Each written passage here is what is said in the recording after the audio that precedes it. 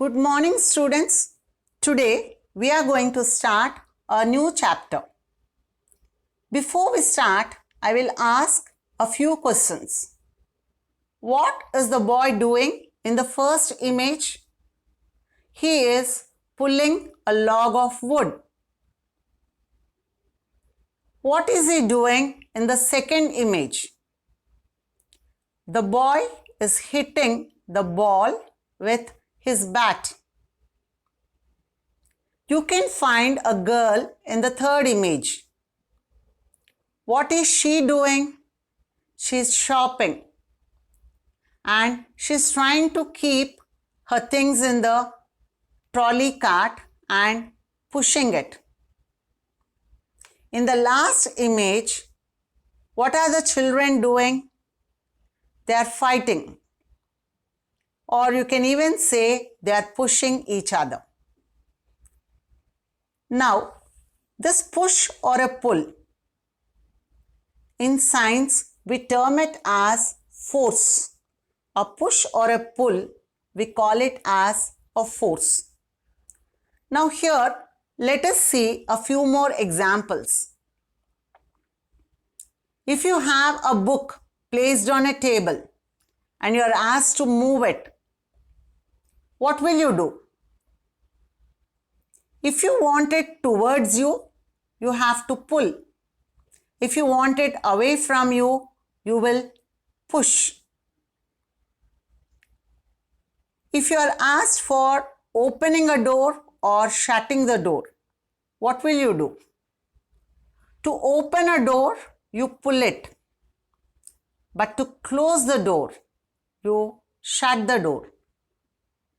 You have to push it.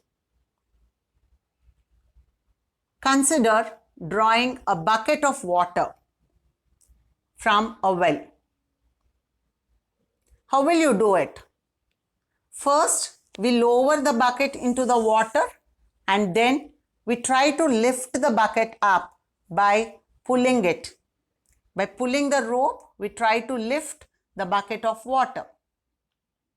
So from all these examples, we can understand that there is either a push or a pull or both push and a pull. So in science, all these we say a force is acting.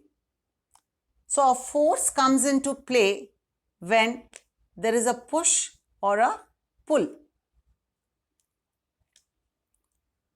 Now, how does this happen?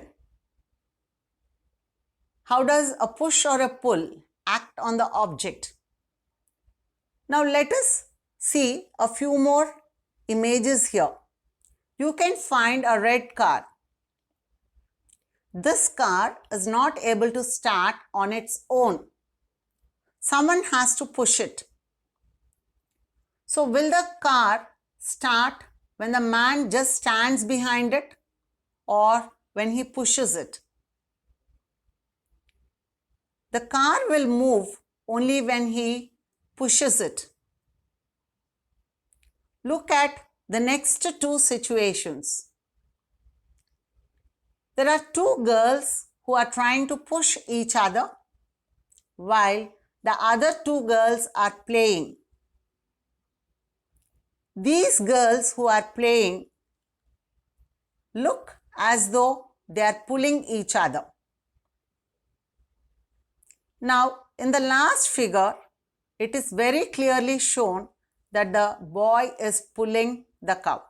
He is trying to pull the cow. In all these examples, you can find that at least two objects must interact with each other.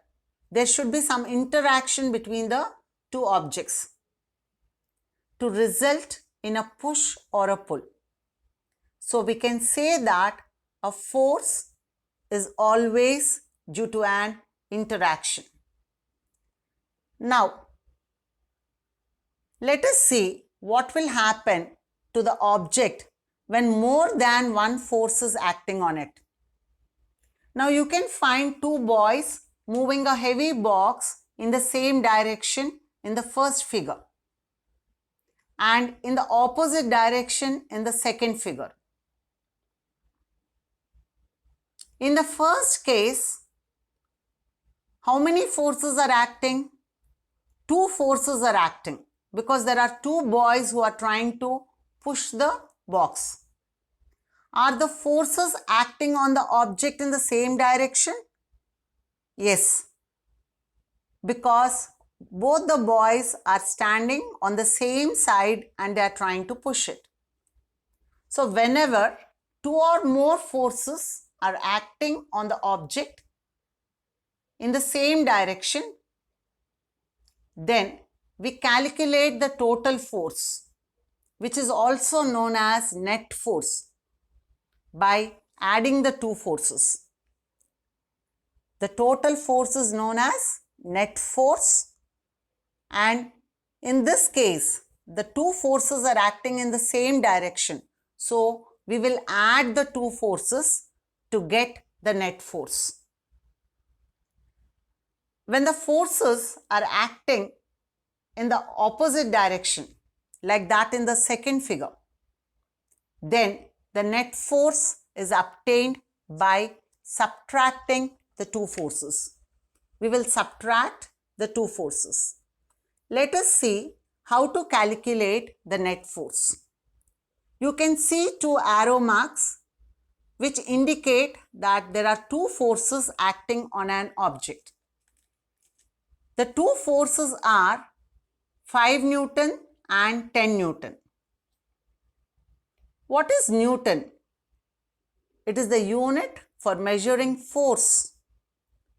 Like the way we measure length in meters, force is measured in Newton. These two forces are acting in the same direction.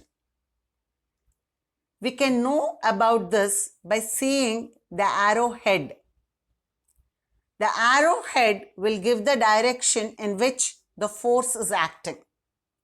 Now in this example, the net force will be the sum of the two forces because they are acting in the same direction, and it will be 5 plus 10, 15 Newton.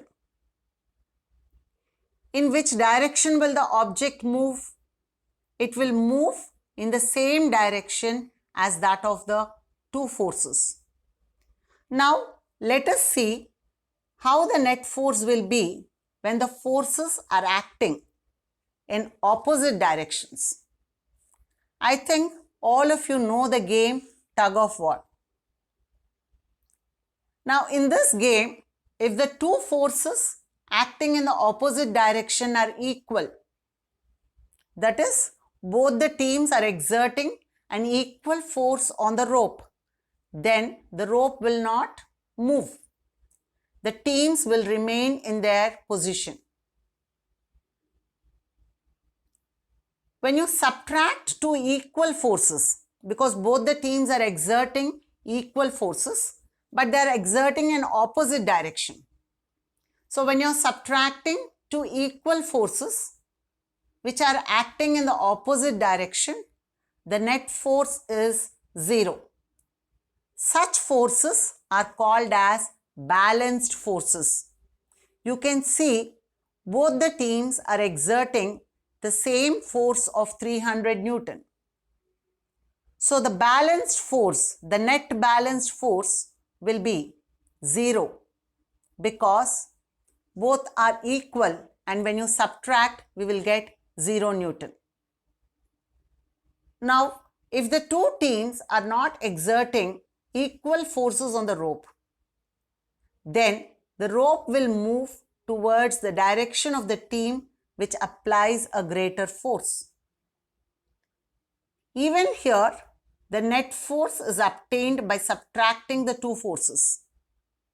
So here we have one team exerting a force of 400 Newton and another team exerting a force of 300 Newton. So when you subtract, we will get 100 Newtons. The net force here is not 0. Such forces are called unbalanced forces. Now, let us see how to calculate the net force acting on an object. To remember the rule, how to calculate the net force acting on an object. First, we should check whether the forces are acting in the same direction or in opposite direction. If the forces are in the same direction, we have to add them. If they are acting in opposite direction, we have to subtract them. Now, when the two forces are acting in opposite direction, we can have either a balanced force or unbalanced force. When the net force is 0, we will have balanced force and the object cannot move. You can see in the example that there are two forces acting in opposite directions and they are equal, 5 Newton and 5 Newton. So when you subtract, the net force will be 0. The body cannot move. Such type of forces are known as balanced forces. When the net force is not 0, we have unbalanced force acting on the body and the body will move along the direction of the greater force. So if you look at the example shown, there are two unequal forces, 5 Newton and 10 Newton, and they are acting in opposite direction. So we have to subtract the two forces, 10 minus 5, 5 Newton. So the net force is 5 Newton. But in which direction will the net force act? The direction will be the direction of the greater force. I think all of you have understood what are balanced forces, unbalanced forces, and how to calculate the net force when the forces are acting in either same direction or in opposite direction. In tomorrow's class, we will discuss about what a force can do. That means what are the different effects of force.